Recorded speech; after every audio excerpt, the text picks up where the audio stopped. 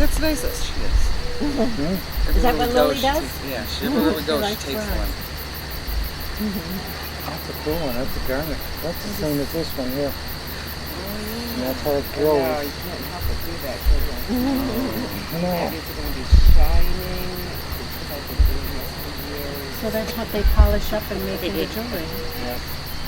You see here, you've got the tourmaline in the mica, and you've got the garnets in this rock, and they grow there. Rocks grow. They just do that naturally. And That's one that I found myself. I collected Which one, it this when we one? went to Maine. Remember Yes. that? Oh, wow. Yes, This one we was went from to Maine. Maine and we went to a Mount Mica. Mount Mica. So the mica is the base, Okay. and then the tourmaline is the green. See that one? That's gemstone. That's pretty. And there's some more black tourmaline in mica. Ah! I was at your house. Oh! Well, we're going there in a little bit. 20 minutes here, and then we'll go and have the garden tour.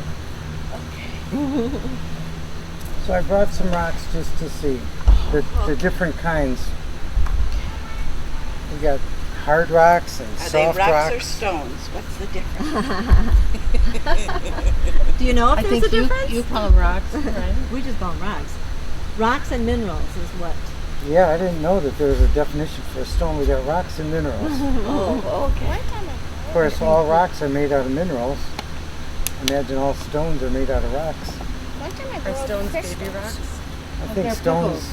They're pebbles, aren't I think stones are just rocks that have been rounded off, Okay. tumbled and rounded off.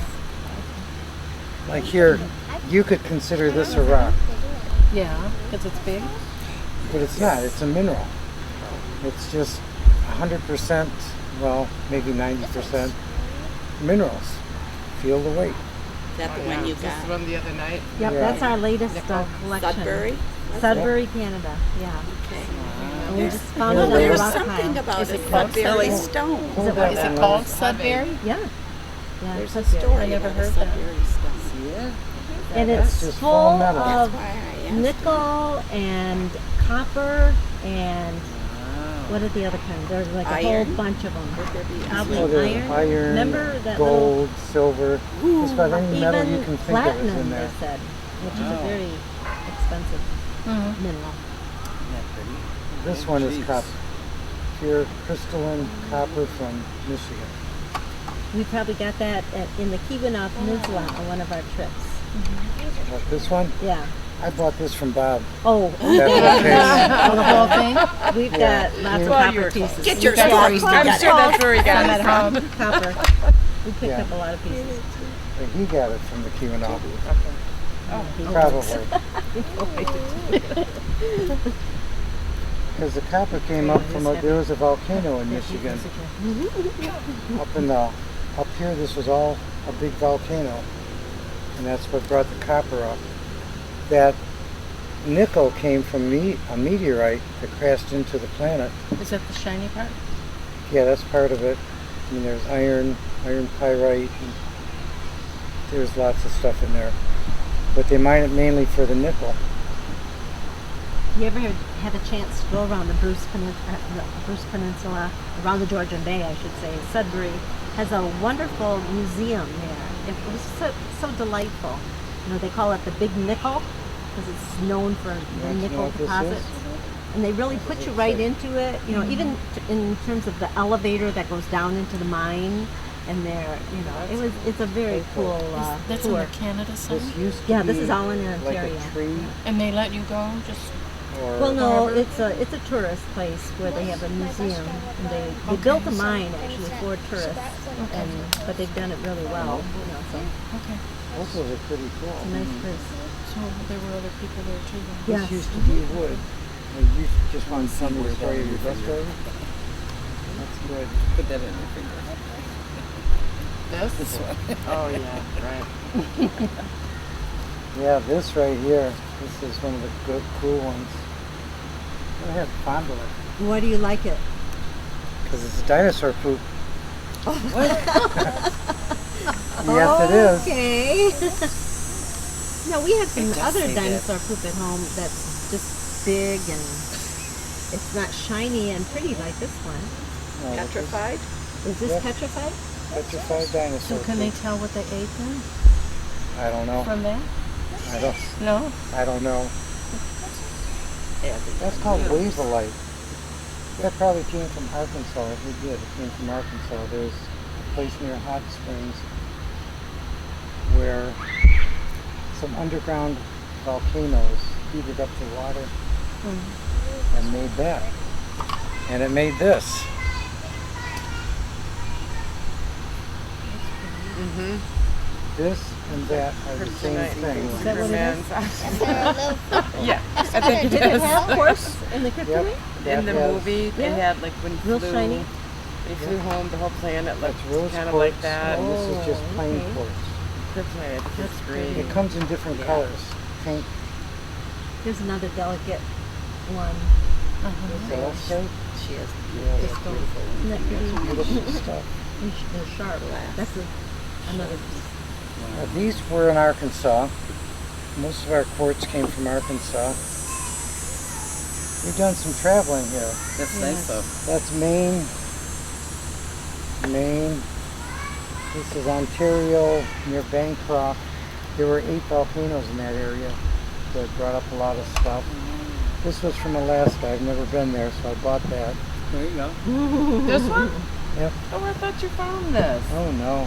Oh. I want to go find it. Yeah. You want to go to Alaska? In Alaska? This Yes. one? Really? This one, if it were red, you'd call it a ruby. But it's not. It's black, so it's called corundum. If it were blue, it would be a sapphire. It's aluminum and oxygen. And when you add chrome, and this makes no sense. You've got a rock that you can't see through. You throw in a metal that you can't see through. And then you can see through it, and it's red or blue and pretty. And Will it be an element, not are rubies and sapphires metals? they're aluminum. Oh, the Oxides. aluminum. Oh, yeah. Aluminum got it. Al2O3 is a formula. And then you throw in a little bit of chrome and it'll change the color. And make it from black to red or blue. And this is quartz. It came, September is a Sapphire. Thank you. this quartz came with the amethyst area. They're the same, only the amethyst has, what does amethyst have in it? Some other mineral. That's okay. You just know you add another No, just wait. It'll be done. substance and it gives it a different color. Yes. Sharp. I'm right there now. Talk about this one. That's cool.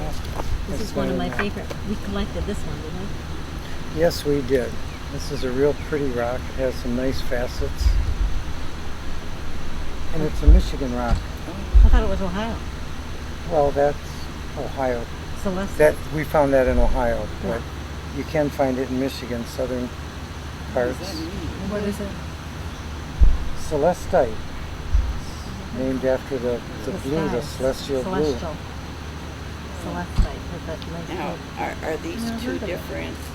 Yeah, Is it's that like celestite. cement? You know, it's like some Well, concrete. it's kind of, it is cement before it's cement. It's Oh, limestone it's that they okay. grind up to make Okay. cement. Okay. And all that By is Rogers just, City. you know, Yes. crushed and, you know, all those beautiful crystals are just Mhm. crushed, you know. But they let people go into the active mines and while they're not working and collect.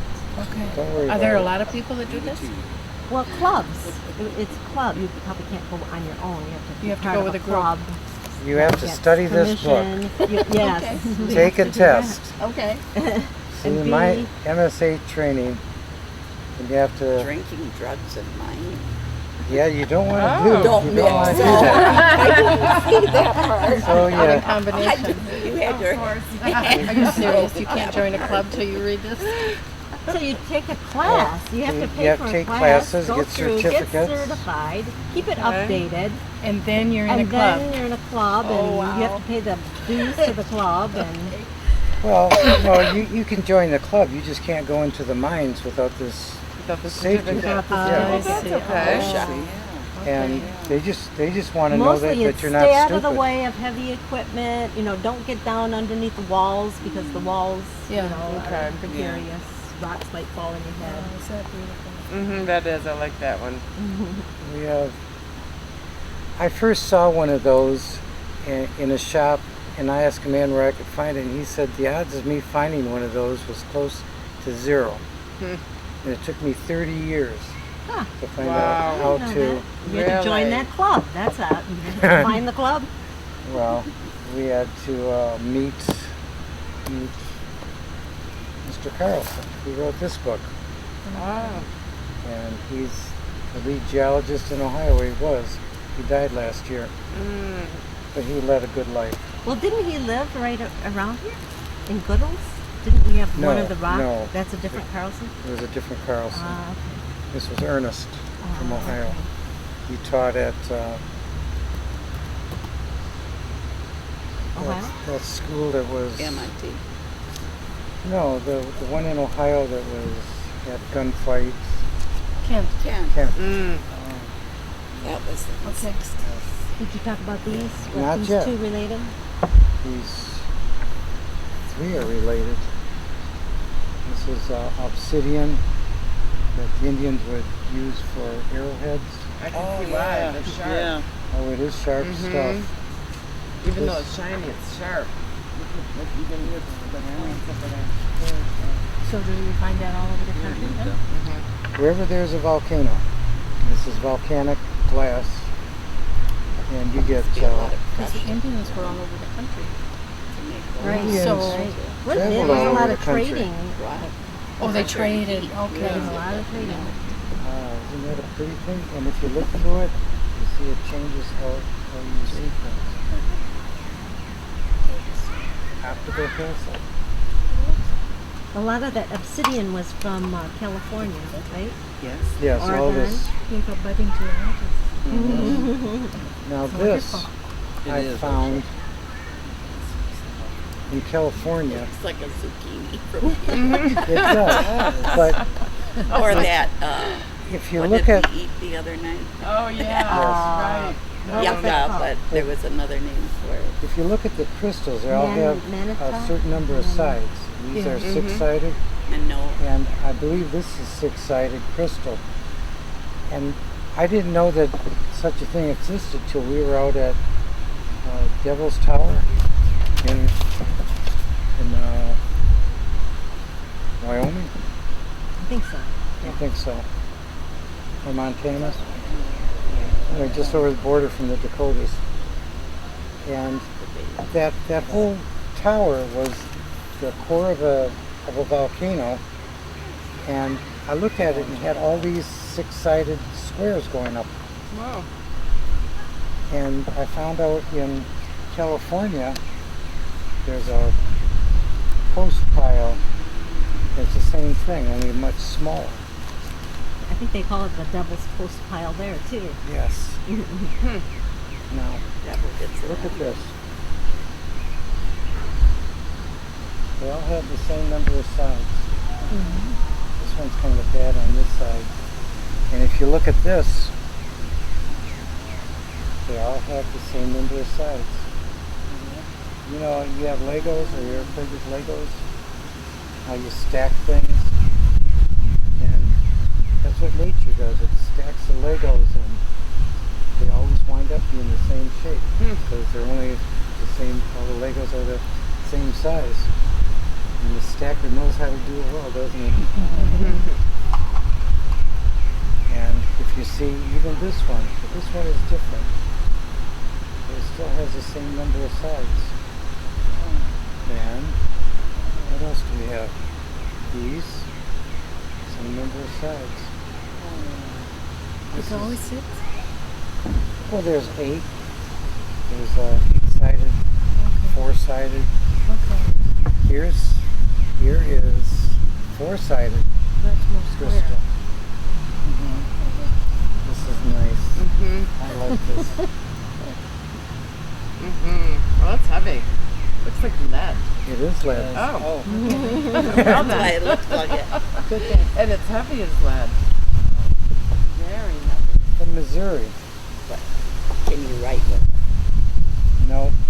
And what you write with isn't lead anyway. It's just called lead. Now here's another rock that has the same shape. See the four sides?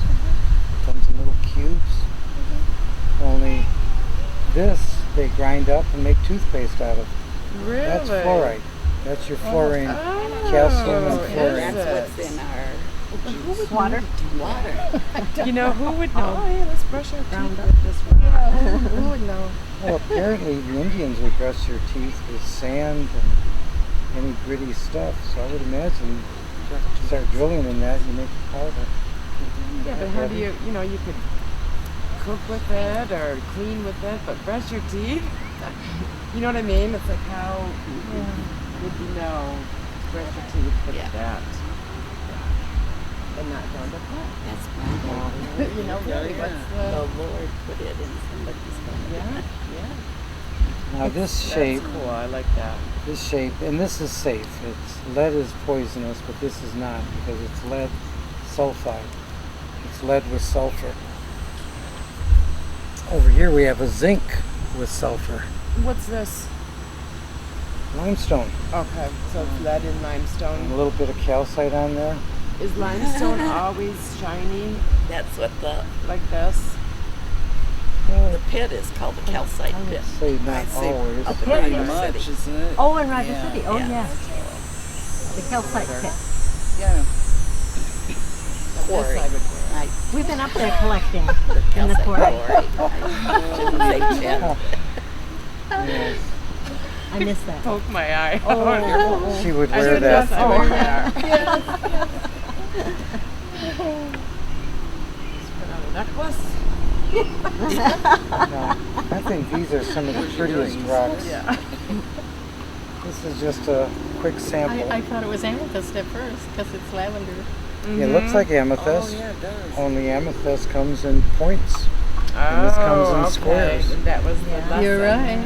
This That's I right. this I can Okay. scratch with my Uh-huh. finger. That would scratch my finger really good. Okay. Cut it actually. it's almost 25 after. No. Yeah. Do we need I to never do the interact like that. stay to a certain time? Or Nope, it's up walk, to you. or- You wanna?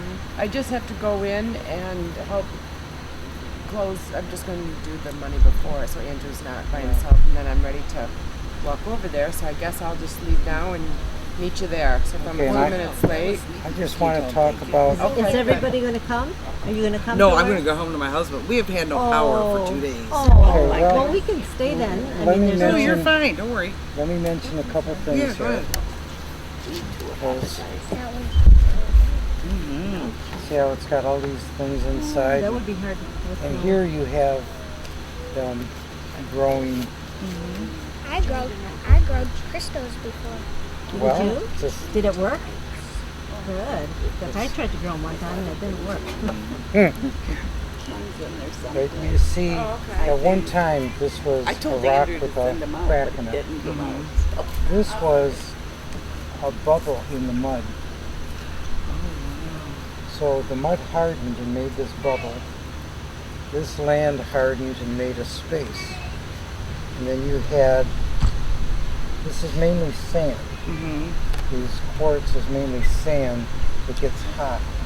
And then it has to cool down. If it cools down slow enough, it grows the crystals. But you need the space. So this was in the Mississippi mud around the Mississippi River. And it took a long time. Oh, yeah. That is very pretty. Be careful, please.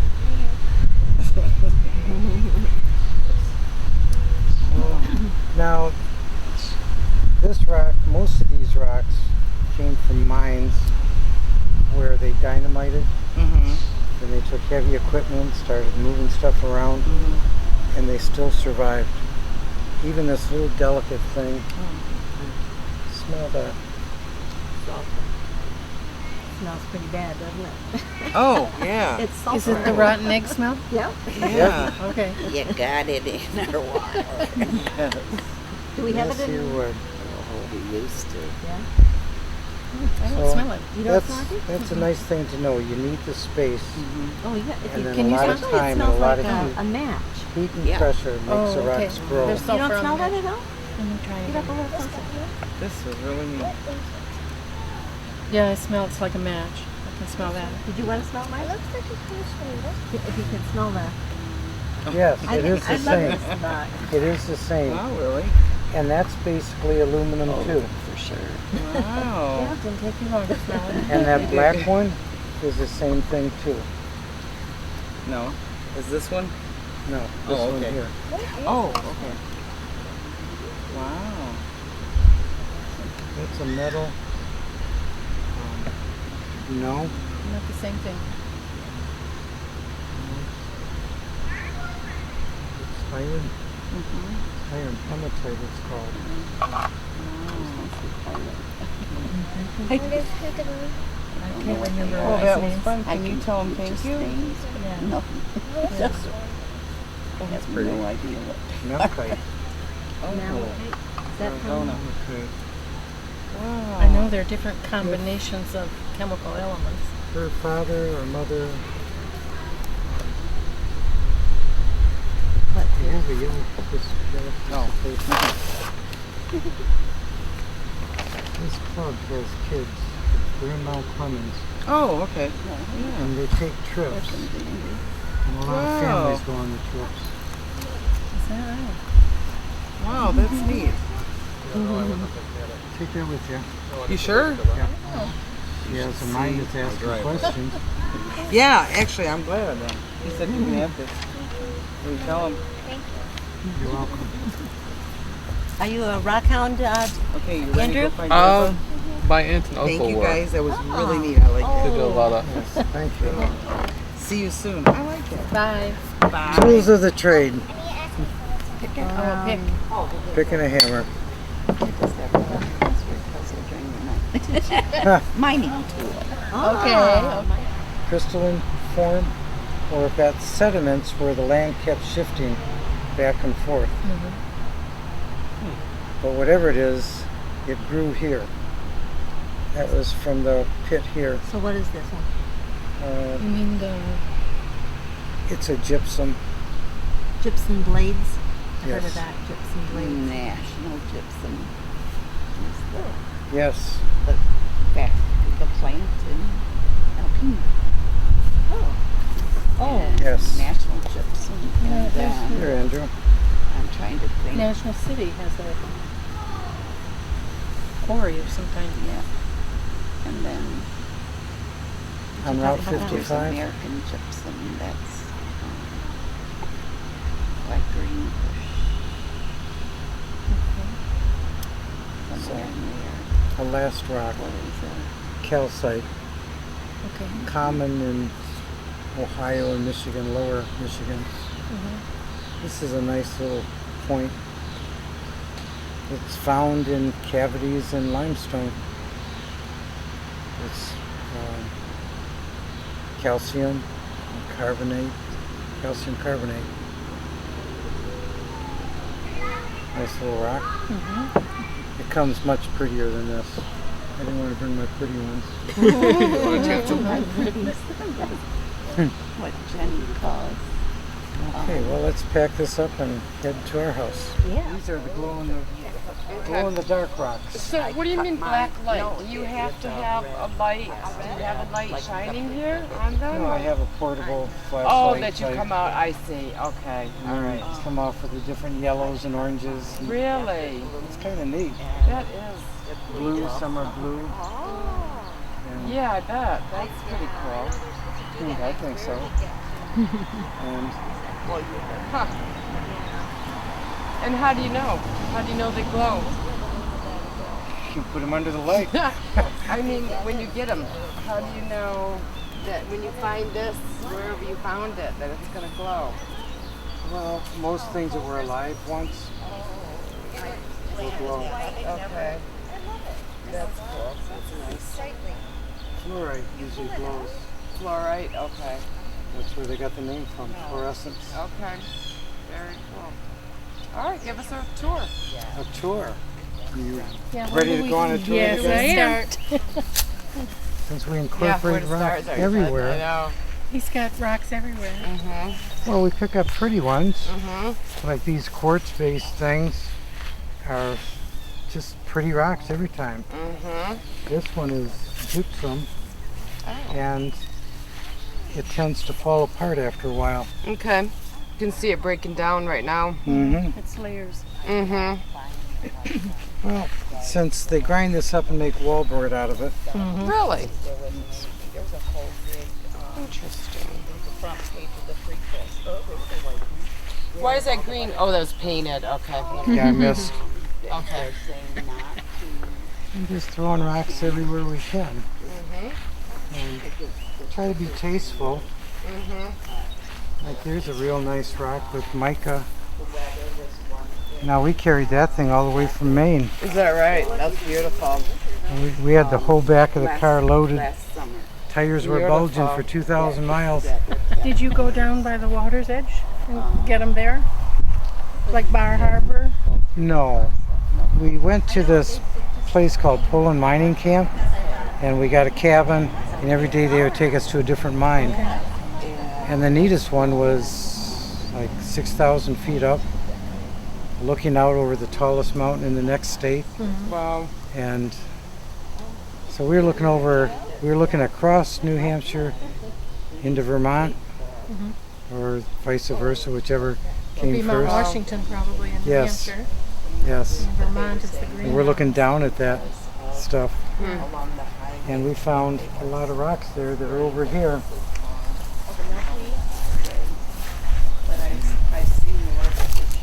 Look at our rock garden in the garden. Look at that.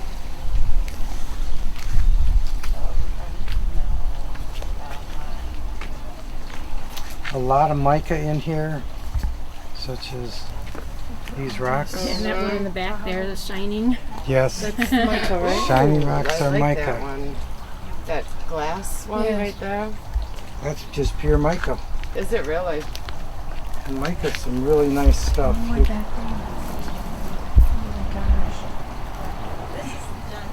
That's It- cool. It comes off in sheets. Oh, And Oh. this was used in the Pioneer's windows. Bigger yes. sheets, Okay. Yeah. but the same stuff. This is an insulator. You could put a torch on one side, not feel it on the other. Really? It's used in electronics. Wow. Interesting. Yeah. Cool. The first radios. It's like plastic. The first radios were made with quartz crystals and that mica and some copper wire, Uh-huh. and then and basically that was it. Do I feel that? And we have rocks here from We've got pudding Arkansas. stones. Can you identify the This pudding is a stones? rock, and it's basically aluminum. Pudding stones? Pudding stones. They're kind of a Michigan rock. Yeah. Pudding stones. Our quartz is from Arkansas. here? We've got Oops, separate. Don't you have a big amethyst somewhere here? You did. You used to be on the porch. amethysts are out. in Oh, that you've got it area. out there now. Several of them out there.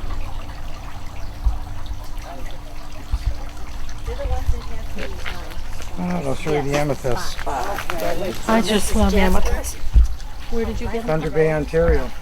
Elabora. It's a little city called Pearl. Yes. And it grows in the shade, like our shade garden. And these flowers are like last There's about an they're even really bigger one. straight. Like you Okay. get snow and you get these flowers. See, I have so much shade. Elabora. Oh, yes. Heliobor, is that what you You like some mica? Look at it. It's beautiful. It's aluminum, basically. Okay, all right. That was the number one plant. Okay. Blades. That was Ohio trip. You got a lot of them. Yeah. We came back. How much did it cost you in gas? Tourmaline. Wow. There was so much of it, Oh. we had to walk on it. Wow. And it's a semi-precious thing, but many people like black tourmaline. This is all black tourmaline. What's this, John? I love this stuff too. Oh, that's got. That was, I know it. Isn't that cool? Oh, that's quartz. it's quartz, and then it's got these little nodules in it. We picked that up from that other rock That was garden. from- Garden. Isn't that cool? that was from I think Bob's. it's the inside of a geode, actually, isn't it? Wasn't that from Bob's mine?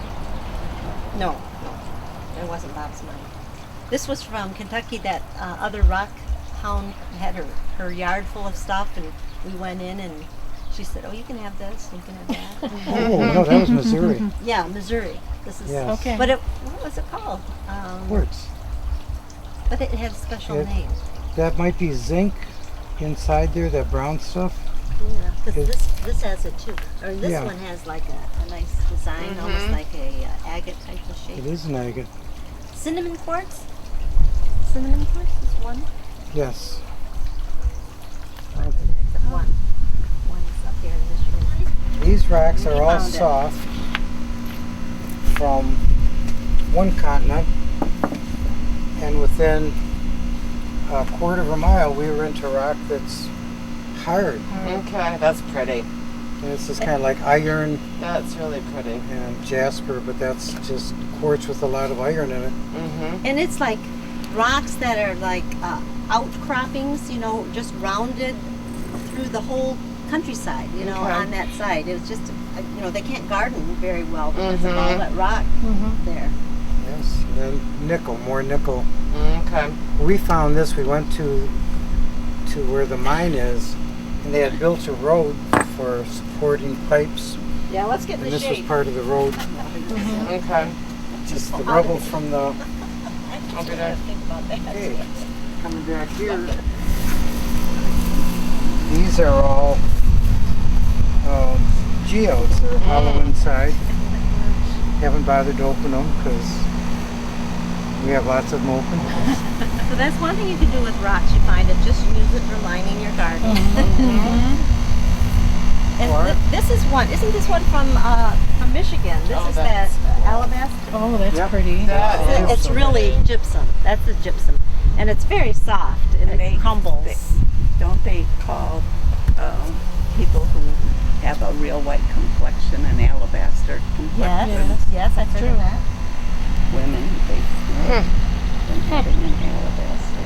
That came from Alabaster, Michigan. Did it? Do you have Really? any flint balls in there? There is Yeah. one on the top. Flint balls is another Michigan rock. Is that part of Alpena? That Tawas area, or not Tawas? No, it's Standish. Standish area.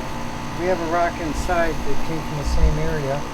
Oh, That's that's pretty. California stuff. This is California. We went to California to visit his daughter. She had a whole backyard of this stuff that the previous owners had collected. So Is that from Volcano? yeah, this is the volcano. It looks That's like the lava. obsidian. Yeah. Yeah, and it looks real, you Yes. know, plain, and then I just love it. Now these are flint, and so Michigan Indians would use this for making their arrowheads. Okay. And starting a fire. Mm-hmm. Yes, Mm-hmm. and it comes in balls, just embedded in the rock. I'll be doing. Oh, okay. Wow. It's called a Yes, sometimes the balls will get loose and just come out as round. Isn't that crazy? How could you get it with a pickaxe with the balls? Don't butterfly I've seen them out today. Did you see? They were saying. Yeah. I saw a They're white black one ones yesterday the first time, but they're Yeah, I noticed usually have We'll go inside a little bit where the good ones are. We have a wall of rocks. your is designed for the flower thing. Yeah, you want to take a break, go inside for a second? obsidian with black. Gorgeous. And I've been having fun. I guess so. They're beautiful. And this is jade? Oh, look at that. So you bought Ooh, I like that. Well, willow mostly, parts. mostly you have to buy the wire and then Okay. the gem part, and then but we have our own bases. You know, I should have brought out mine, but I made a weeping willow I've shape. seen that. It's so cool. I've never seen one. I thought I should make a weeping willow. Sure you could do that. So I can What make a that cool one. idea. Yeah. Yeah. I like the way this Okay. is laying over the Edge of the road. Yes. On the, I'm going to show you my leaf tank. And tell me what I have right there. It's just, I just call it my rock. I don't know what it's handy bag. I started a garden back here. A food garden. That smoothie.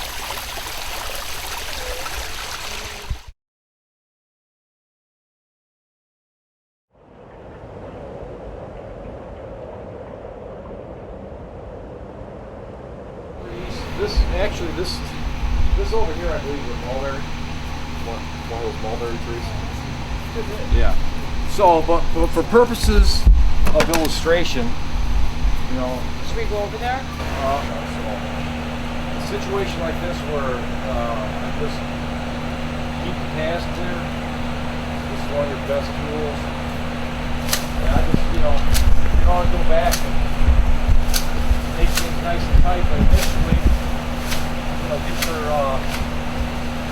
your perimeter staff. You got a little angle on here, so ideally, like again, you leave a little wire on the bottom, but if it's a point where you're obstructing the path, sometimes that rule holds. I like to go up on them. I have big long things like this. Big catch. You just do it the same kind of manner. You'll get in good shape to start with. You turn this way, then you're kind of getting the one from the bottom. You see here, this is kind of the original edge of the bed. Why bother putting rocks down? You're going to see that 2 years anyway. That's one of the common mistakes. You put the rocks out, they plant the junipers in them too. And 2 years of junipers will cover every rock that they've got in them too. People plant way too much. Okay, I'll try.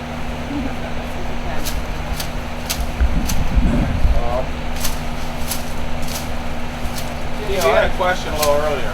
Go ahead, shoot out your Someone questions. wants to know why you're using the shears of that like flip to most people. Pardon me? Someone asked a question about the shears. Yeah. Yeah, you were holding. I You're always holding hold them mine that the way. Like this? Most people No, turn right around. side. Well, if I'm going up, I'm kind of going on an angle like this, so this is more conducive to that. Yeah. And when I come down, that's Yeah, but you're still holding them down that way instead of. Most people There's no just right do way. it. Yeah. There's no right way. It doesn't matter, does it? Whatever works best for you. You're holding it. The blade is Instead of like this. like that. Hold it like Does this. it matter? Yes, it does. I mean, there's That's times when I will hold it like this. Like if I want to, now I want to cut this angle like this, I might do it like that. But if I want to go down, All right. trim it, I'm going to turn them over. Okay. Okay. Hey Steve, how about when you got a shrub that's got 2-3 feet like that, and then when you cut it back and it's all woody looking, because it's been so overgrown? Is there any fixing it? Yeah, cut it right off the ground. Is that right? And just start right Well, off? often if it's a shrub is that vigorous, hickory is one, hickory privet, the yellow and gold Those one, or yellow green ones one. grow like weeds, yeah. And one of our neighbors, right, was it? He's got all the kids right, big white cracker box house down from us. On Bell River. Anyway, they did that. 2 years later, it's like, they got a hedge this high. So you can really, shape it. Once you're stuck with, people planted whatever they planted, sometimes I just think cut your losses, hook up a tractor to it, pull it out. See, Rick, this is like the Lions Club. They're just saying, well, let's put 3 burning bushes. Or, we got a little walkway. We had a landscape quote. It's not even 4 feet. But trim them back. They got 3 of those. Those are dwarf burning bushes. They got 3 of them planted. Now, you see what I'm saying? Yeah. Do we need 3? No. But you don't know that when you put them in because they're this big. Well, I know, and that's what I was pointing out. Yeah, And it's probably one of the most common mistakes. People plant that cedar right next to the. We had a house up in the UP. They planted a white pine 6 feet off the southern front. And then you had no sunshine unless it got 80 feet tall. So this, if you're really going to go the whole kahuna, you gotta get a ladder out. I didn't realize how And I'm not doing that. big that is. What kind of bush is that? However, Mulberry, I think they every year, Like that this tree? thing is gonna put out 2 feet, 2 feet, 3 feet. So maybe Bar pulls out for you. Yeah. It's huge. It was never. So you can see here too, you got a nice, this is juniper, a lower growing juniper. But here, this plant is going to completely crowd that out. This plant's a goner. Within 2 years, you won't even see it, number one, then eventually it's going to die because it's not going to get sunshine or circulation in the air. And that's a nice specimen plant. I'll have my choice. That's a real nice plant right there. And these junipers, they get the new growth, and you can just slightly just take the tips off of those, and they're easy to keep in bounds. So that's again where you can just use your pruners and keep the same angle. You see the feathers, you know, they're points like that. I'll just go and basically like pinch it, you know, like you pinch a flower. You see again, even this got too big, it's already growing. Anytime a plant hits an object or another plant, it's going to deform. So you're not going to get the specimen. If you want a specimen plant, you got to give it absolute free space. Like that one has almost there, but it's already growing fast, but it'll get its natural form. You know, that's arching, spreading, base shape. That's globe. This is just, you know, wild, yeah, crazy runaway. So, you know, you're already, here just this year, you're cutting 3/8 of an inch of woody material. Oh, and probably this kind of plant 3-4 times a year.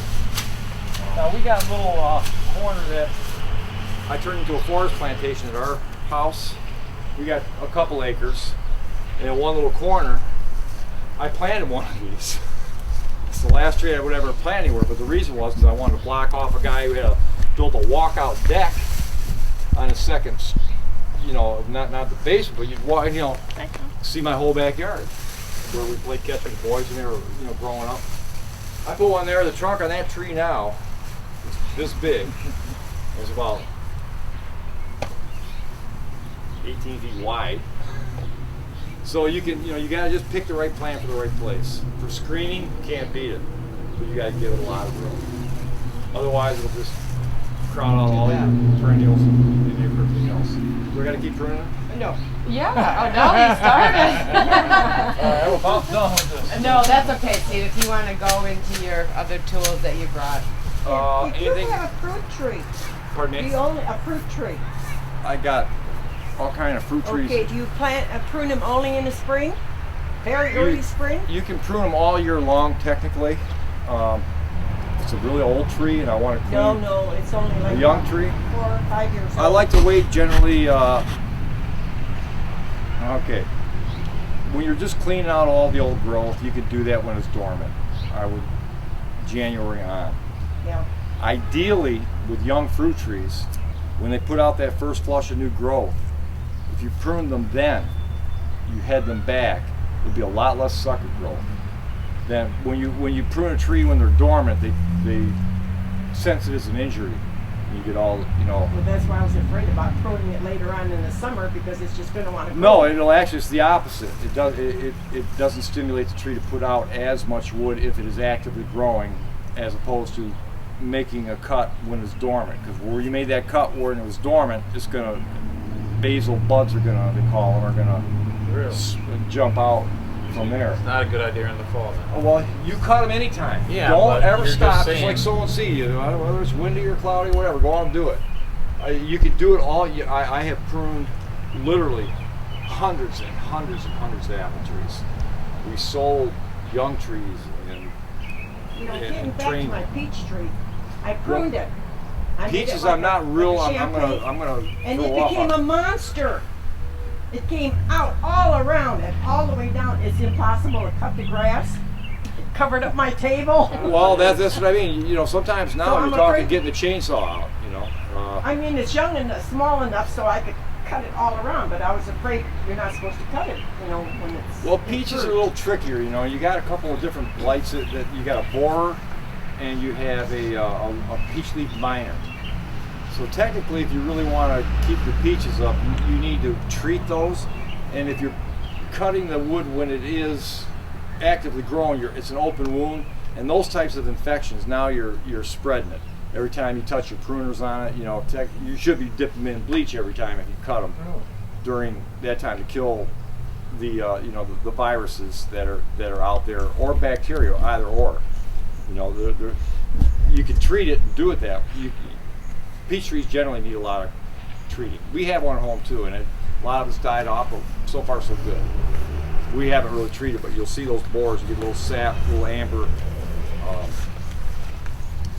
They look like almost glass, where they bore in and the sap comes out and hardens. That's the peach leaf borer. Then the miner attacks the leaves. But if, you got a good vigorous tree, you're usually going to get enough fruit off of it. I didn't really worry about that much in our old orchard either. As long as you kept it very well pruned, you'd always get enough apples that were perfect. And some that weren't so perfect, but you put those in cider press or whatever you wanted to do with those. Any other general questions I can answer here while we're in the yard? Yeah. Sure. I got all kind of questions. Sure. I'll try. My advice is free. It's not always right, but it's free. Okay, I got about 9 clematis. Now they say you're supposed to pay attention to when they bloom. Well, I got some that bloom in the spring, and some that are just blooming now. So do I take them all and cut them down within a foot in the spring, or? I never touch clematis until I finally see them bud out, because they always look dead to me. So until they have actually grown and leafed out, then I will assess what part of the plant I want to take out. But yeah, if you cut them down to a foot, sure, you're gonna probably cut a lot of live wood off of them. Yeah, because so if you're trying to grow a main, you want to get a couple of stems that are going to get bigger and bigger and bigger. But where those actually put out live wood, see, I just gotta be patient. That one I am patient with. I don't cut those too quickly. Some bloom on new wood and some on old wood. It's like when they get that big, like monsters, like mine are. How can you tell the old from the new when they're blooming now? Well, if you're just keeping it within a general area and a shape, you can always just trim using these and keep, just head it back 3, 4, 5, 6 inches. You're going to get plenty of blooms. Because wherever you prune, just like petunias, you deadhead it, or you're going to stimulate more growth. So you're going to get more flower buds set, and you're not going to hurt them doing that. And you got to keep them in bounds. You want to keep them in their space. And eventually you can end up spending, your whole gardening season just knocking back the jungle. So it's good to think about those things. Nobody wants to tear out plants, but it's not maintenance free, but you want minimal maintenance. And put the right plant. You got a back wild hedge, throw whatever you want. Throw honeysuckles in there, throw a mulberry in there. If you're looking to get a divide, a sound barrier or a dust barrier, county road, gravel road, something like that. But beware of overplanting. You can always add more. And shrubs and perennials both, within 2 or 3 years, they're going to double, triple in size. So, give them their space to grow and really just walk around with a pair of pruners. That's one of the best pieces of advice I can give you. Get a good pair of pruners, keep them sharp, put them in your pocket. And when you're walking around the yard, just start cutting them. See something you don't like, even if it's symmetrical, just cut it out. Prune for shape and form too. Not just the technical parts for bloom and all that, but when you got a goofy branch over here, knock it off. The plant will put the energy back into the stems that you're trying to promote, whether that's tree stems or shrub stems. So I got burning bush like that, but I trained him to a single stem. Just the regular Euonymus salata. So I got trunks on them about this big, but I just kept growing them up and heading them up. So now I got like a 3-4 foot stem and that on top of that. Making a 12-foot hedge eventually. We hope it's getting there. Do you want to go to the yard and? Sure, I can walk through some fruit tree stuff or woody perennials. Name your poison. I can talk about it. Shall I ride over there? Yeah, okay. Does everybody know where to go? It's down Bell River.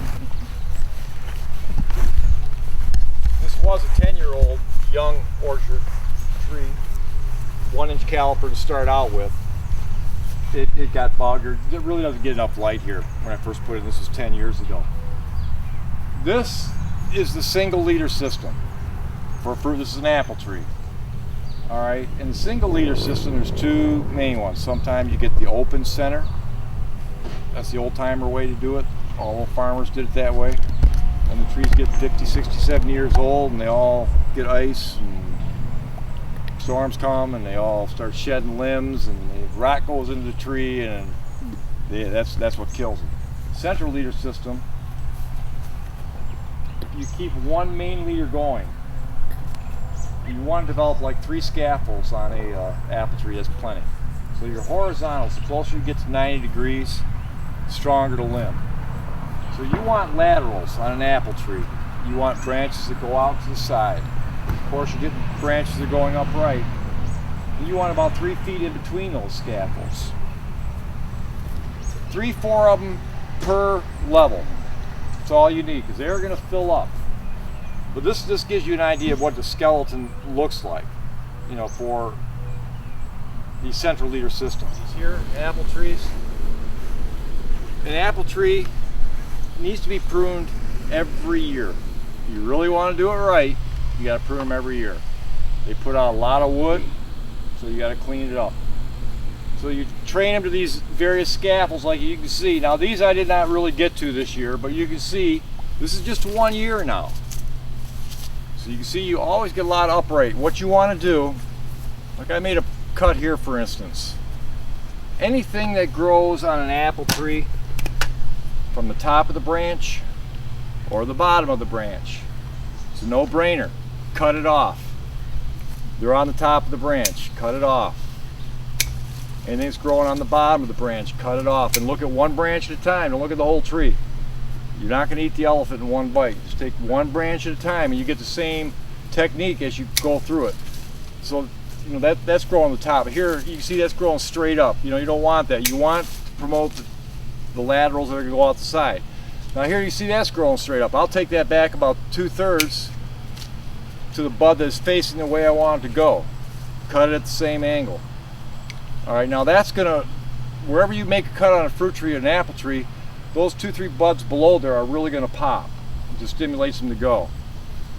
And you'll see it's the same everywhere you make a cut. So you'll go back next year and cut 3 or 4 of them off. It's a little bit too heavy, but you want to be able, what the old timer used to tell me, you want to spin a cat around by his tail and just let him go through that tree. You should be able to grab hold of a thing.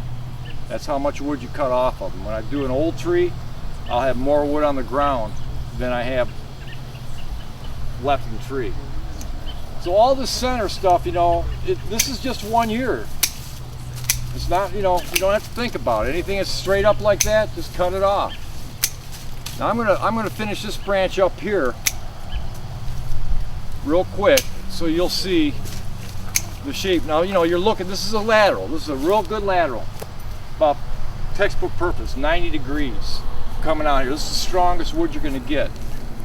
Now, I'm not going to cut this off. Well, actually I will. Ah! You know that? No. Well, you know, see, that's the reaction. No, oh my God, you can't cut the wood. Yes, you can. It was the apple. Well, there's plenty. There's apples, but it's not gonna. It's counterproductive because you're not growing the wood where you need it. Give up a few apples the first. Let 1 or 2 develop. Again, like so, you take it to the outside bud. So you know these are going to grow again out this way, and sometimes it'll take 2 or 3 years before, like you can see here, for instance. You can see where I made this cut here, just a little tiny twig. You can see how it forced it out this way. Now that was a year, maybe 2 years ago. So now this one was vigorous and going up. I cut that one, but now I got this. This one is heading out more the way I want. And again, anything that's straight up or down, you know, you got to just keep walking around it too. Look at it at different angles. You're going to cut back always to, you know, a bud and about the same angle the bud's growing.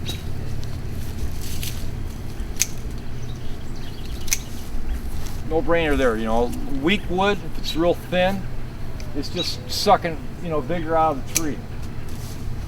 And it isn't doing you any good. Don't touch those apples. All right, I won't.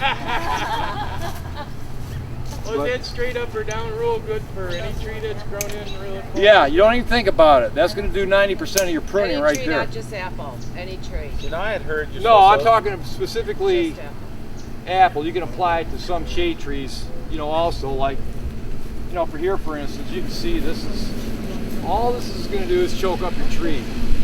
When you clean them up and keep them pruned, the wind can dry them off. That's where you get a lot of your mold and mildew and rot, all that fungus stuff, you know. And early in the year, if you walk around, this kind of stuff, you can just rub off with your finger. So it'll get a little tough now, but that's again where you can keep at it through the year. You'll keep shaping your branches, you know, the way you want. Again, this one's growing straight up, that's just going to choke it. This is really not ever going to do anything. Sometimes you can see I cut it here a couple times, and it's just never really developed. Now it's just choking. You know, this is my lateral branch. That's a straight up one. Aren't those called water spouts? Those Yeah, straight up suckers, ones? water sprouts. I'm not sure sometimes what I terminology. remember something from my master gardener. So, you know, here's a good lateral branch. Again, that one's right on top. See how that one's growing right on the top of the branch there? That's good? No, that's off. Not good. Anything growing straight up or straight down. But And technically, this one's not too bad. Now, this one's right above it, though. So, you know, this is going to shade this branch. I look at this one, it's weaker, smaller. So I'm going to let this one have its sway. Now, I've committed to this branch, and I'll even top that one back a little bit.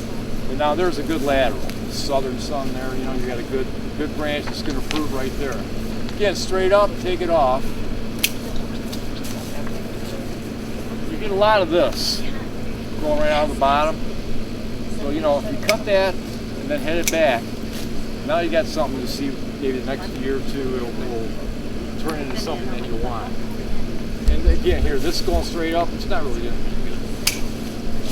A little late doing all the trees this year. Usually I do this 3 or 4 weeks after they start growing. Just keep that sucker to a minimum, like I was mentioning before. So all this stuff like this, you know, got to come out. Well, let's go take a look at an old standard tree. And you'll see the difference on them. These are all single leader trees, by the way. These are single leader systems. I picked one, let it go up. You know, there was my first scaffold, like on this tree right here. You can see the lower branches. It's gone up, it's a little thick because I didn't prune it up in the middle. But I have a second layer in there, and that's as high as I ever want that tree to get. You don't want to be climbing up 35 feet into your apple trees. 2 or 3 scaffolds tops. 2 is really ideal. And I guess before we walk over there, I'll show you these espaliers. What if you have a dwarf tree? Well, there's a million different rootstocks for dwarfs. Some are medium, some are not. So it depends on the Malus number 7 rootstock. You'll get a tree that's 12 feet and does good in clay soil. So it depends on the specific rootstock that dwarf tree is grafted onto. Like this tree right here is a Northwest Greening. One of the best keepers in the world, right out of the UP. And this is grafted. A guy showed me how to do this one year. But this is this is basically what they do in Europe. They espalier stuff, you know, right up against a building. Space is at a premium. Fruit wood, apple wood, you can train it any way you want. Now here you can really see it's just overdone with the laterals, you know, and I do this all. I've already pruned this probably 2 or 3 times this year. But you just keep it cleaned up. And I keep this for scion wood too, because I will graft that. But they used to wrap these in a sheet of newspaper, put them in a nail keg and a root cellar, and you could eat them in April. I mean, this is one of the best Northwest Greening, the old variety. That, you know, a lot of them have changed that you get in the stores. They're not the same as the McIntosh they had on the farm, because they breed them for tougher skins and keeping ability and all that kind of stuff. But so you got a lot of extraneous growth. It only takes a couple years to really fruit bud to where you'll get an apple that'll form.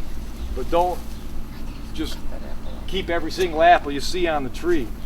You can see the espalier form a little more on this hazing that we have here. This is where if you have a limited space, you can throw a couple of posts in the ground and put 5, 6 different apple trees on a rootstock that's more of a dwarf, and you can keep them, low, and they're easy to service and handle. And I keep this one. I have to keep this cut or I lose my path, but I do that because I put it on the fence, and that was a choice I made, for this particular plant. This is actually a semi-dwarf rootstock, Mal's number 7, but that will still get 15, 18 feet tall. I mean, you look at your standard apple trees when you drive around and see homesteads, some of those cotton pickers are, 50 feet tall. The Wolf Rivers are just enormous, so you got to really have someone tell you what those rootstocks are and how big, If I supposedly planted a dwarf apple tree, what would happen if I got it like as far as I could reach and just topped it off? Because I don't want it to get any higher. No, you won't kill it. We'll call that dehorning, really, unless It won't kill it? Because No. I've done it. That is that's a standard Macintosh tree. It's kind of hard. We'll walk over, you can see it from the other way. That's probably 50 years old, maybe. Now there's your basic standard apple tree there.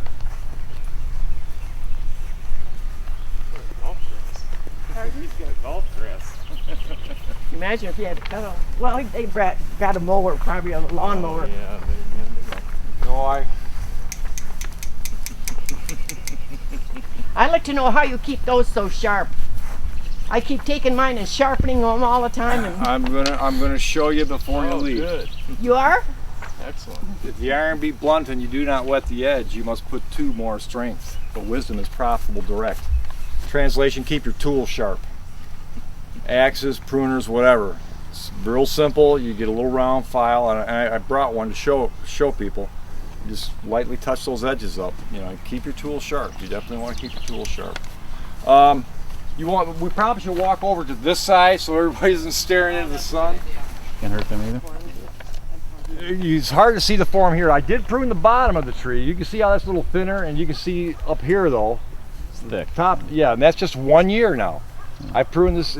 I've taken 10 years and just put that right down. When you see it in the wintertime, it looks like a painting almost. Looks like a Japanese bonsai plant. But I come through in the wintertime and clean it up totally, generally. But I was just a little behind on my pruning this year. But I did do the bottom branches just so that I could, You could do that in the winter? Oh yeah, you can cut them all year long, really. I usually don't do it in like January. I don't want the tree to be spending the better part of the winter with open cuts on it, basically. Right. But you can't kill them. Not apples. I've never killed one, and I literally have done hundreds and hundreds of old ones. If you have one limb holding on to some old weather-beaten, Wolf River that's been there since the guy planted, his grandfather planted it, we just pruned them down until there was nothing left, and would still produce a good apple. So here's a mulberry tree. All right, here's what this is what I started out with over at the library. Okay. Now, if I hadn't pruned that, it would look like it was over at the library. But over the years, I have cleaned it up, and again, I put these are all hardwood trees. This is oak, this is oak, this is mulberry, and this is a poplar tree. Another tree that I would never plant in a yard because they grow so fast and they get so big and so messy. However, I wanted to screen off this back corner of the property. You can't even see the guy's deck over here anymore. Mm-hmm.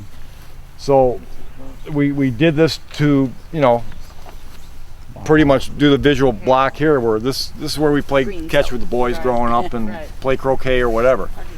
So now, it's completely isolated. And these are burning bush here that I was telling you about. You can see how I trained them initially to a single stem. Yeah. Kind of let them go now, but the idea is these will all grow together, and this defines our west property line here. And again, it's visual barrier, noise barrier, and it's brilliant red in the fall. Is any reason why you're trimming them up like a tree? Yeah, I just did it to a tree form. I wanted. Is that what you wanted? Yeah, I grew them in a trough, a old watering trough, for a number of years, and I would just prune them up. When they started out like this big, when I get them as root cutting, And 2, 3, 4 years later, they're up about this high, and I just kept taking all the ones off till I got them all up about 3 or 4 feet tall. And then uniform, I've let them go a little more now because now we're using them for a visual barrier, but basically you can see the trunks on them, and I just let one stem develop instead of 7 or 8, you know, like you would with the one you saw at the library there. And your old Michigan hedgerows, like we got here, anything goes. You'll creep in 6 feet a year on you. It's a constant battle just keeping those. You mentioned blackberries, you know, I got them in raspberries. Red twig osier dogwood is that big hedge that you see around when you see those big long hedges and they get white berries on them. That's red twig osier dogwood. Very shearable though. I mean, if you got that stuff you want, you can make them into a giraffe if you want. I mean, they're real conducive to pruning. But it's always on the march, you know. Box elder over there, I mean, I just cut that back again. Again, you know, I'm walking a little path there that goes out to the back field. So keep your pruners, loppers, you know, for the stuff that's more than ½ inch. Easy, you know. Pick up your brush right away though. Oh man, I'm gonna go. Don't make crazy piles when of I get brushes, home. they'll come back and get them. When you're cutting stuff and you get a pile, pick the pile up and take it wherever you're taking it. Yep. Or get your kids too. Or get your kids. Yes, that worked out well for us during And the the years. reason for that is It was, I'm pruning! Show up with a wheelbarrow and pick it up and take Peggy it has to... a question. I'm sorry. just the reason for that, you know, just the passing on of, Why do you need to why do you need to, pick up the? Pick it up? yeah. Because the grass grows through it, then you can't cut it, and it looks like Oh, okay. garbage. All right, it's not, Just to keep it clean. So you're saying clean while you Yeah, go. you know, keep just your clean edges up. clean. If you're, you know, you're pruning whatever you are pruning, just get in the habit of getting it out of the way. That's just my obsessive compulsive disorder. Your kids are gone. When you get to do it. How far up should you The rule of thumb, like that's about a 3-inch caliber tree. When you're planting shade trees, if you're going to be in a public area, you really want to get those lowest limbs above 6 feet eventually, because we're not worried about that here. They're a little lower. But actually, if Anchor Bay School, I've worked for them for a number of years, and they planted hundreds and hundreds of trees, and I pruned all those, and I trained all those trees over the years. And They're lucky. well, I enjoyed it. But every year I would go through and limb up a couple. Like if I was doing that for the school setting, I would take probably this layer. I would go up like 1 layer at a time, because you want that tree to push up and to crown out. These I'm leaving lower though because they are for a visual block. But normally yes, because you want to. I want to look through my trees. I want to see my yard. I don't want everything just you know, blockaded. And I'm cutting the grass here. You know, you don't want to get a sharp stick in the eye. You know, it's easier to just prune them up. I mean, and it pushes the tree up. You're going to get a better form. It's going to be. How thick does it have to get where you can't cut it off? Like I got a peach chainsaw. tree. I do too. No, don't scare me. It's never too The last cut, the last prune is like this.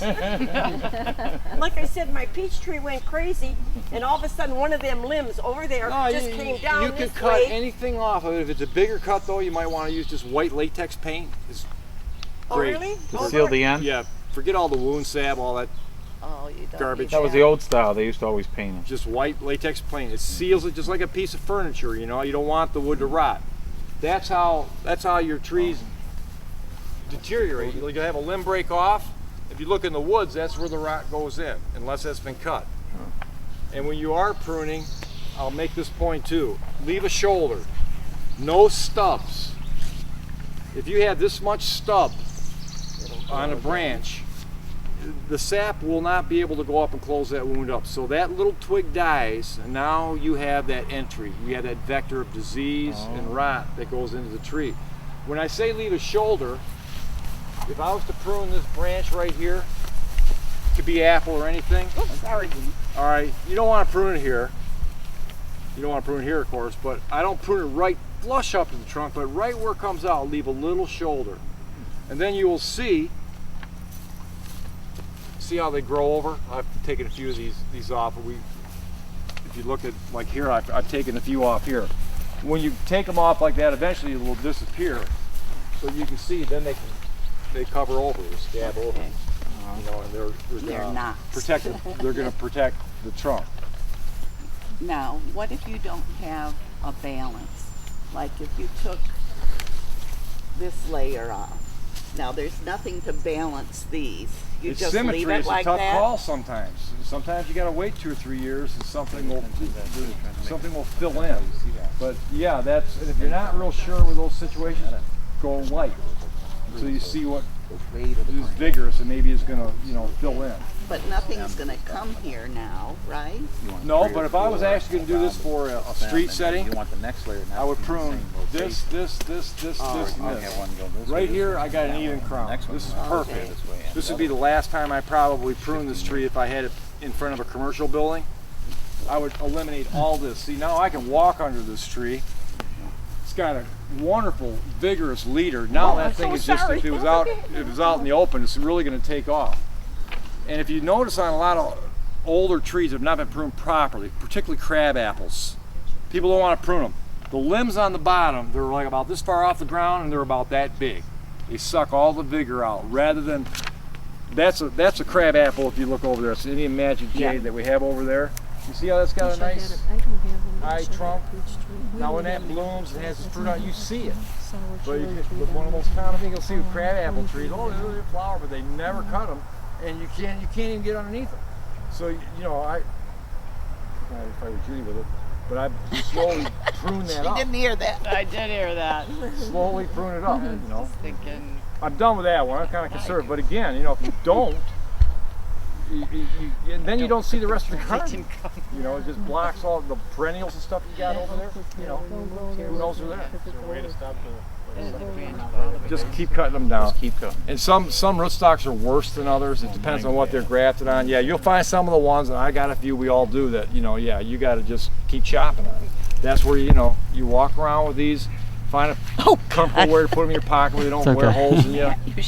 And then it's more fun. That's when you're just walking around, you know, just puttering around. You know, you like say balancing. You know, I balance this out a little bit here. This one really does. I actually should cut this one back a little bit more, but I hadn't got to this one. This was a project. I cleaned this one up mightily. You couldn't even see through this, you know, beginning of the year again. And I've been pruning this one, but that's the vigorous. So you mulberry. don't prune it once it gets high. You don't prune up at the top. You always are pruning from the bottom. Not unless there was a limb growing that it was obvious that it was a real. The tighter the angle, the worse the structural integrity. So if you see a poplar or a quick-growing tree like that, you should go up and remove that limb. Or otherwise, Mother Nature is going to do it for you sometime. The first heavy windstorm, ice storm, is just going to shear it right off. So 90 degrees is the strongest, you know, depending on the habits of the trees. You know, some are 45s. In the middle of the tree, they're like 90s. It's like a pin oak. And then the bottom, they're pendulous. What's the tree? Pardon me? The tall. That's a poplar. That's Poplar, aspen. that's what I thought. Big, large but tooth. not a caspen, not a quaking. It's tricky. You got big tooth aspen and little tooth aspen. Okay, because that looks like bigger. Colorado, when you see all them golden ones, I think those are small tooth aspen. But poplar, P-O-P-L-A-R, softwood's toilet paper wood. You know, it's pulpwood, basically. That's why they use it, because it grows so fast, it's soft, and they can cook it down and make paper out of it. But that was just a little twig. I mean, I'm tickled with this. You know, this is, like I say, my own little forest here. This is my forest glade here. Is it easy to, like, you normally, if you want, like, say I want to start another apple tree or crab apple, can I take a branch that I prune and? Yeah, there's a whole procedure. You know, you take cuttings while they're dormant, a couple inches, usually wood that's a year old, year and a half, it's vigorous. A couple of simple cuts, whip graft they call it. Yeah. And you have your rootstock that's been growing, you cut that off, and the old time thing just cleft graft. You just stuffed it in there and goop beeswax around it. And when the weather, you graft it before spring really hits, and then when the weather gets warm, even if that thing wasn't grafted or anything, that bud's still going to break out of that twig. That's what happened. I pruned it last year and I left it over in a pile. And after the snow melted, I noticed buds were coming out. I'm thinking, this thing is not even in the ground. It's been laying on the ground all winter. The cut part is not in the ground. Right, and it'll be short-lived. It's just using up that energy that's stored in the sap. Yeah, it's just, you know, it'll leaf out, but of course, No root support. So when you do it No right plant away, support. when you do your first, Well, usually when I was grafting apple trees, I go out in March, plastic bag, squeeze out a paper towel with water so it's moist, and take like that espalier I was showing you, and I cut sections off, put them in the bag, throw them in the crisper. And then they're dormant, they're suspended animation. And then I would order rootstock generally, and when they come, you do bench grafting. You just sit in a good environment where it's not too hot. Take your scion wood is technically what it's called. SCION is scion wood. the root is called that? The wood that you're grafting. You're cloning. You're doing asexual reproduction there. You're getting an exact duplicate of that tree. And they break it down where they just actually take the bud. They call that bud grafting. Instead of just the actual wood, you can actually just take a single bud and make a little T cut, slip that in there, put a rubber band around it, wax it up, and. But you buy that part. Oh yeah, you can buy all that stuff. But you could buy like at Walmart the root starter, but you Yeah, usually buy it in bigger quantities. Well, yeah, you're talking about starting cuttings now. It's different. You've already got a little miniature apple tree. You lop the top of that off, and then you stick your clone on there. Oh. Yeah, to graft. And then it marries up, and you'll see that where the root or rather where the graft mark is on it, depending on what type it is. And it's fascinating stuff. Fruit trees are really easy to graft, though. I mean, you don't need to. I can do it. Anybody can do it. I saw a fruit tree on a program. He had 14 fruits on one tree. Well, John always, all the 40 years I've been doing this is the 5-in-1 fruit tree. I gotta tell you, never gone in anybody's yard, and there they are, all 5 of them. This was in a greenhouse, but it was on TV. Oh well, yeah. Again, you're in the controlled environment. You can do it. What are you saying about the fruit tree with 5? That it doesn't. I never saw 5. That you've never seen it. That It can be done, but it's very rare. I think it's more marketing and. Okay. But it can be done. It can be done. But you got like other delicate stuff. You got to nurture it and take care of it. You have a nice greenhouse. A greenhouse helps. This is the first year we've had this. We built a little one there. That was old glass we took down 30 years ago, and all the old scrap lumber and wovenized stuff, and it's great. It's small, but you don't need a lot. And it just gives you that little environment where you can really start taking off and germinate seed, get into some grafting, and even not just with the wood, but with razor blades, with other fleshy plants. You get that rooting compound and stuff, and vermiculite and perlite and volcanic, all soilless mixes. You can do a lot of stuff. How much time you got though? Yeah. Exactly. I didn't get all my apple trees pruned again this year. That's usually my one mission. Try to go through, and I got one old pair. And here's an interesting thing too. Like my neighbors got a little section cut out here, but the fence is kind of low. So instead of pruning apple trees, I went to my old partner about 5 years ago. I said, Cliff, give me 5 standard apple trees. And I planted them right there. And I don't prune them. It's your privacy fence. And now already in 5 years, like I say, with the winter, who cares, But that's how vigorous, the apple wood is. And you can see the more sunlight, the bigger they are. As it gets to the west side here, you see that one just kind of struggling. But it served the purpose. It kind of blocked that off over there. And good fences make good neighbors, according to Thoreau. And You're on TV. Huh? Oh, that wasn't my quote. That was Henry David Thoreau. And the neighbors all get Channel 6, so. Yeah, nice hedge line of roses or whatever. Stop it with the neighbor thing. Any other specific questions maybe I could try to answer for you? Well, I have one. It doesn't have anything to do with pruning. This is out of something Sure, else. yeah. Do you do your own spraying in the spring? No, I don't spray. Not at all? One of these years I may, but generally with the old apple trees, I would get enough apples to fill our heart's desire, so why bother? Well, I mean, because I got that one peach tree. Well, yeah, now that's a specific culture. Yeah. That's not apple. Yeah, that's a specific culture, and we have a little one over there. And you can go in any good garden center. Well, I don't like them chemical things. Is there any kind of a natural I bought soap one. I and, bought you know, one. dishwater soap, dish soap. Yeah. Mix it up in a spray bottle. That does wonders. That will do a lot of. That will treat really? a lot That's of good things. for roses too. Roses Because also. if you the get soap insects. breaks down the oil resistance of the insects or whatever, so they die very easily. So they even have this called safer side, insecticide soap, but get some Dawn. Throw a few drops of Dawn in the thing, and you know, if you want to be organic, and there's nothing wrong with that at all. Very rarely do we ever use chemicals in the nursery. Yeah, A 'cause couple I times don't we had like tentworm chemicals. infestations, forest caterpillars. If I didn't spray it, we would not have had a nursery. It was that bad. They defoliated the forest, but that was really about the only instance that I ever. Because if you got a good, healthy garden, everything's going to be in kind of a symbiotic thing. You're going to have stuff eating other stuff, and just like a garden, some things do better one year. Don't get all freaked out because you see a lot of ladybugs one year, you know, the next year you don't, and something else. There's always something, and they got to eat too.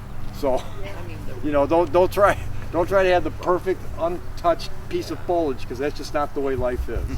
But if you got 100 of them planted, you're going to go pick a specimen and you can put it in your pot, and it'll be, you know, perfect. Did they used to use or still use the white latex paint just at the base to prevent bugs? Yeah, there's two purposes for that. To eliminate southwest crack, they call it, because in the wintertime, the way the sun goes on the southwest, it would hit the snow, it went up on the trunk, it would heat the trunk up, and then if you had a really cold night in the winter, you'll see a lot of trees like with that seam. Southwest crack. And they'll usually heal over. But so sometimes they would paint them white to reflect the sunlight off. And do not leave your trees wrapped. You got new trees planted, the cloth wrap, the vinyl wrap, whatever, take it off in the spring. All you're doing is leaving habitat for ants and bugs and everything else. The winter time you want it there is to protect it against rabbits and maybe insulate it. But do not leave that paper on. I've seen people on, they got it on there for 3 years, they take it off, all the bark is fungicided up and it's dead. You know, so get the vinyl wraps is what we use, and you can take them off and put them back on. Yeah. And usually after 3 or 4 years, when they start getting about that size, 2, 3, 4 inches, you're good to go. But protect the trunks, especially trees, because the rabbits are not your friends. Drainage stuff, or They're cute as can be, but the rabbits will eat the bark off. yeah. Absolutely, that is one of their prime food sources. But tender bark, 2, 3, 4 year old. Fruit trees particularly. Well, that's all they got to eat. Right. You know, that's what they can find with snow. You know, Snow, yeah. and you'll see all they do with it. It's just terrible. Another question: is there a natural spray for fungus? Pyrethrum, marigolds. Pardon me? Pyrethrum. It's marigold basically, and that real pungent smell when you smell marigold. Yeah. Pyrethrum they use that in all kinds of natural insecticides. I'm not even gonna try to spell it for you. But it's P-Y-R, pyrethrum, and it's you'll find that in a lot. And it's very effective. That's why a lot of people plant marigolds. Judy does in the garden. It is a natural repellent, insecticide too. It works very well. I just need an extra.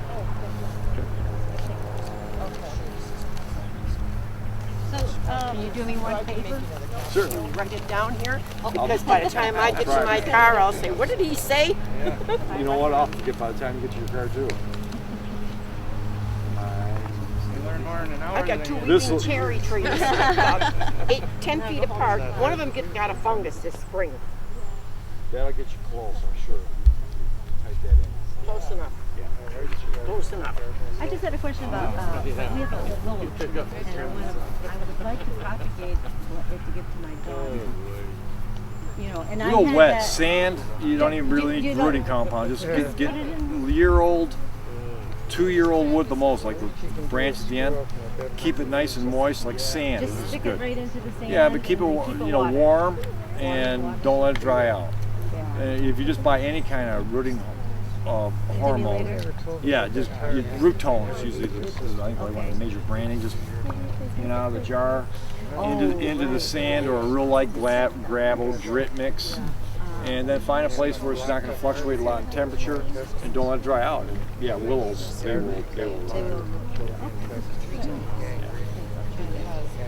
But I had taken a willow stick and used it to try to have a peas, planted some peas, and then I looked, my peas didn't take off, but the willow stick started to go off. Well, that's one you don't want right next to your house, though. Either. No, I know, I never realized that. But what you were saying is that there isn't really a root there, that it's just the energy in the stem itself that moves out. Well, there's So it's these, really- these cells that have the potential to morph into this stuff, just like our, what do you call them? Stem cells. You know, the basic cells that differentiate and all this. Basal Plants are like that cells. too. Yeah, Okay. something like that. Yeah. So some Okay. plants are easier, will do it easier than others. But yeah, they'll start throwing off those root structures or the DNA, programs to do it. And that's the way they propagate. Some are easier than others. Yeah, the willow is really, keeps it wet. Yeah, it is. It's one of my favorite trees. I love them around a pond. I love them in the distance. I love them around water. They hold banks. My grandfather planted one in Grosse Pointe Farms. It destroyed his garage 4 times over the course of his life. It got to be 18 feet around. Oh my goodness. I could go around it 3 times like this. Oh my goodness. Nope, the willow fell through the garage again, 1920, 1935, 1956, just like clock. Oh, yeah, they're waterborne. Oh yeah, well, storm huge limbs with those. Softwood. I planted one in 1970, 71, and it was just a little stick, and now it's a huge. It's fascinating to see trees grow is one of the most gratifying things. Yeah, it is. All the years in the UP, we planted thousands. We had an old homestead there. I've seen 2 orchards grow to fruition, so I'm getting old. Whoa. But it's been fascinating learning, how to shape the trees and the best time to plant a tree was yesterday. Next best time is now. You got to get them in the ground, but time goes by, and all of a sudden, you got a shade tree this big. We planted one for our kids when they're born, apple trees. Our oldest is about 30 now, and his apple tree is like this. Is that up north though? Yeah. Or not here? Yeah, one's up in the UP. How many trees were here when you moved here? There That was one was nothing on this line at all. There was was one elm tree there. trees. Remember those? We had some beautiful elm Oh, there were trees elms, that yeah. died I meant over immediately. here there was nothing. Oh yeah, no, over here there was nothing. That maple. Yeah, there And was some this nice tree elms, here, but the Dutch elm got those eventually. The oak was here. Yeah, that The was oak here. was here. That We She just had planted that 3 limbs years ago. growing right down into the dirt here. is magnificent. You can see I took a large trim off here. You can see how this works with the pruning a hardwood tree.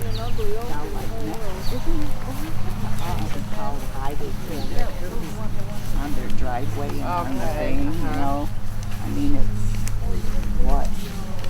20 feet up on that one. Now it's hard to believe, we've been here 12 years. There was a limb this big that grew out right here. And another one here. And the old got another one here, but you can see again where I left a little bit out. But there's a limb here, and here. And right down there. Yeah, probably. Yeah, there was a huge one down here. I couldn't believe it. I get them all. But that's only been like 10 years, and already you can see how it's just fascinating how the tree. But if you left the stump, out there like that, it would have started letting rock get in. It would have never had an opportunity to get over and close. So then you lost your waterproofing. What if you got a step coming out? Cut it back. Cut it back? Cut it back to the shoulder. You'll cut it back. You'll see a little bit of green usually, that cambium layer. You cut it back to live tissue, and wherever you cut it, it will stimulate and it'll start scabbing, calcing over.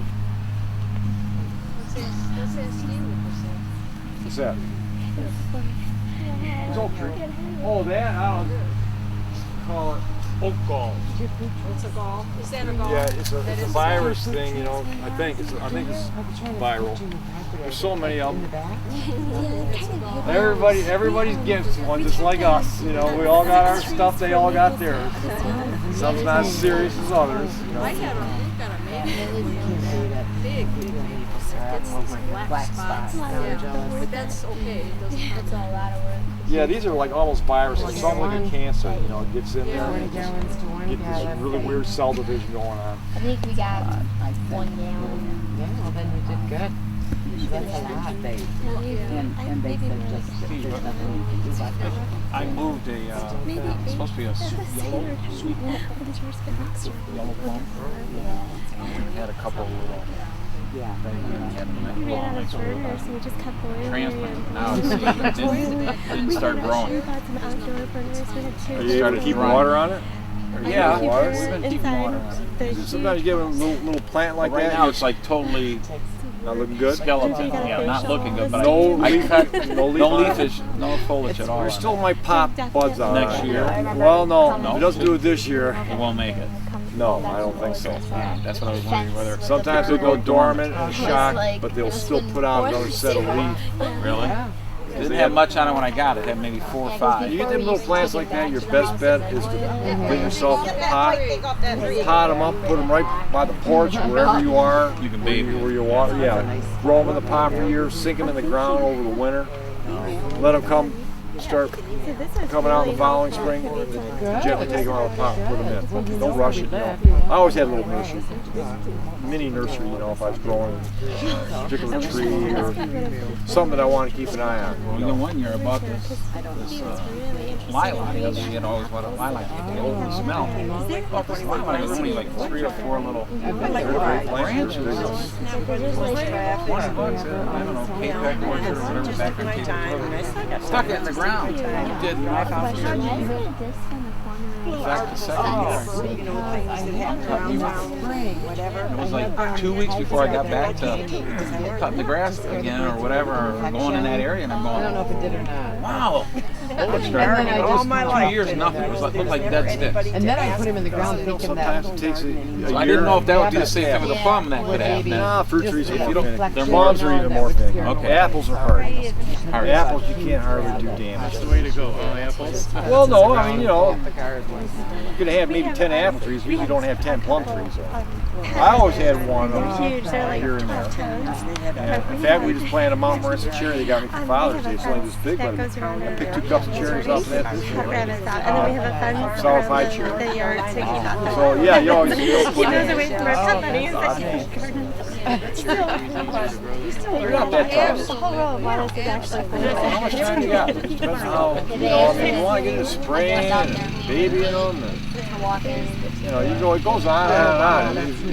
In the UP, if they didn't thrive on neglect, I didn't bother with them to even begin with. That's the way I wanted stuff that was tough and hardy, then I started getting a few things once in a while that you need to pay a little attention to, but I like good, strong, hardy characteristics to begin with, then learn how to use those plants. The gate is like this tall, and it almost made it. Yeah, if they don't thrive on neglect, You got to mostly you're out of here. I'm not ordering you next year, you know. You gotta have, you know, if I bought 10 and lined them out, you know, nursery shrubs. You know, if I had 2 down. Are you going back? That was no good. Yeah. I appreciate your time. Oh, my pleasure. I love this stuff. I do this every year. I had pruning seminars. Yep. Evergreen.